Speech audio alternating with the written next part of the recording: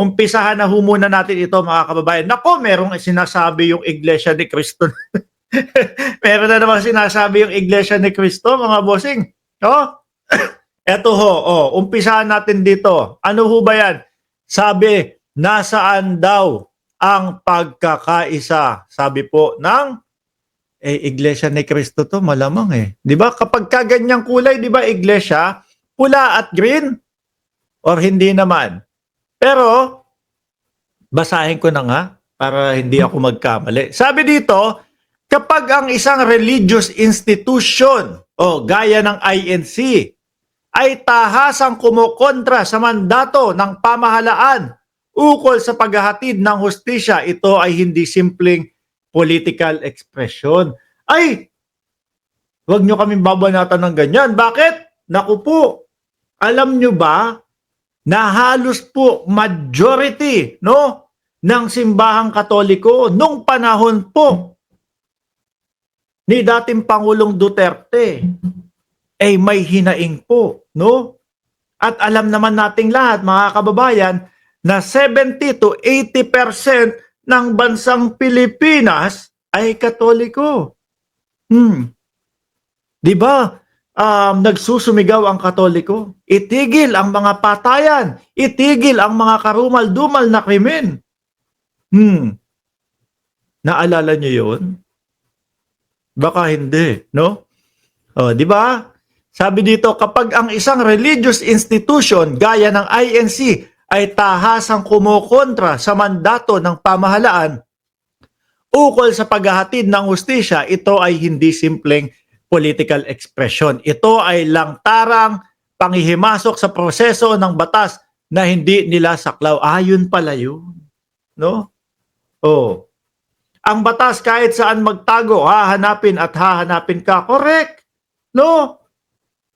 Basta tayo, kung saan yung tama, doon tayo. Dehins pwede yung, hindi, kakampi namin yan sagot namin yan. Hindi pwede yung ganun.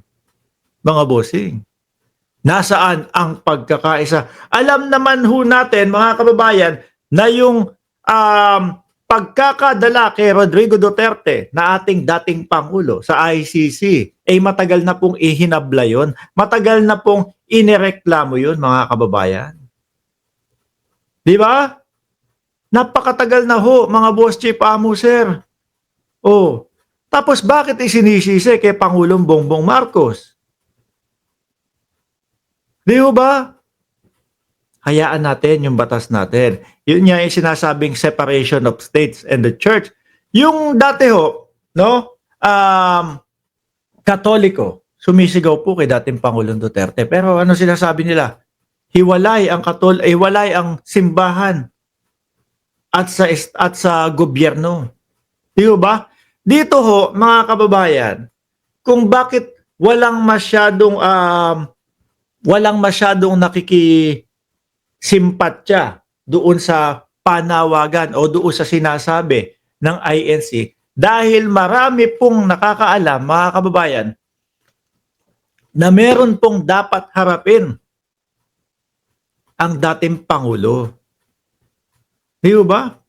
Kung wala namang kasalanan yan, maano naman sa sa investigasyon, makikita naman po yan. Lalabas naman po ang katotohanan dyan Kung kulang yung mga ebidensya, kung gawa-gawa lang. Yung mga pagkamatay, yung mga di umano na biktima ng EJK. Lalabas naman ho ang katotohanan. Kaya dapat, ang lagi kong sinasabi ho, mga bossing, ang asikasuhin nila, yung speedy trial para kay dating Pangulong Duterte. Dahil yun yung makakatulong sa kanila. No? Doon malalaman agad, mga bossing, doon natin ho malalaman agad kung si dating Pangulong Duterte ba ay guilty or acquitted. Yun. Di ba? Hanggat po, mga kababayan, meron tayong mga kapwa Pilipino na humihingi ng hustisya, dapat po sundin natin, no? Nang naaayon sa batas. Ganun ho. No? Kami, biruin nyo, ang tagal nilang may reklamo, pero paulit-ulit pa din ho kami.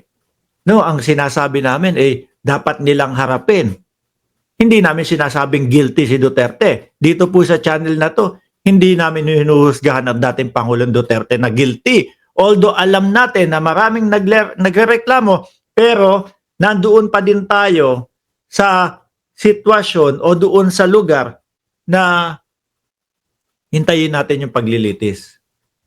Saka natin malalaman kung guilty ba ang dating Pangulong Duterte. Di ba ho?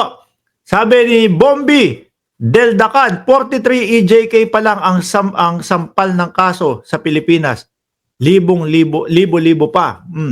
Sabi ni Bernardo Pinera, some religious groups are seeking money from the politician by using their own members.